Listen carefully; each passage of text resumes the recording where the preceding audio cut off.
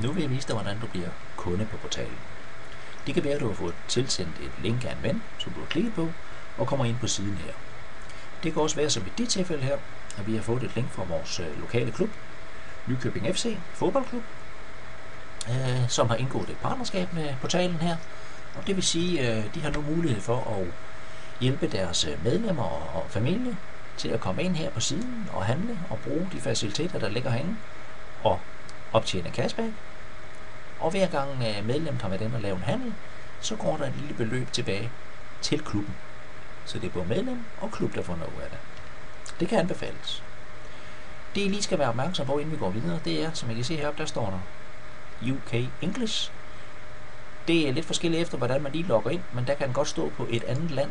Det, der er meget, meget vigtigt, det er, at I lige får den ned her, hvor der står Danmark og dansk. Fordi ellers så bliver I simpelthen registreret som kun i England for eksempel. Og det vil jo være en lille smule ærgerligt. Sørg for, at den står på dansk. Gå over på tilmeld dig gratis. Find på et brugernavn. Du skriver din e-mail. Du finder på password og lige dobbelttjekker det.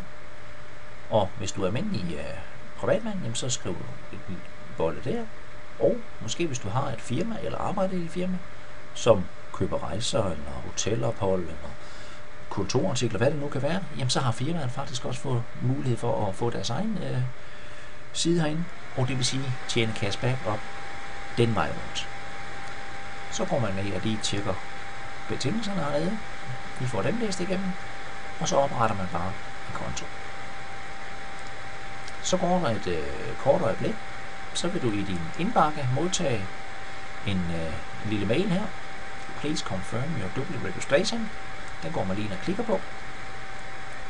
Og det er simpelthen en ekstra sikkerhed. Det er for, at vi ikke risikerer, at der er nogen, der sidder og melder alle mulige folk til, som ikke selv vil være kunder. Det vil sige, når du får den her i din indbakke, så ved du, at den er god nok, for du kan selv lige være den, der melder dig til.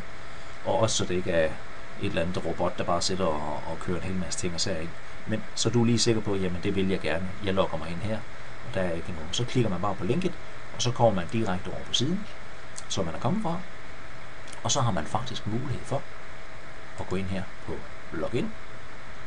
Og så skriver man, det er typisk sin e-mailadresse, man skriver her som brugernavnet.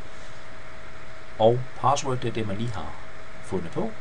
Og så logger man ind, og så er man faktisk klar til at handle.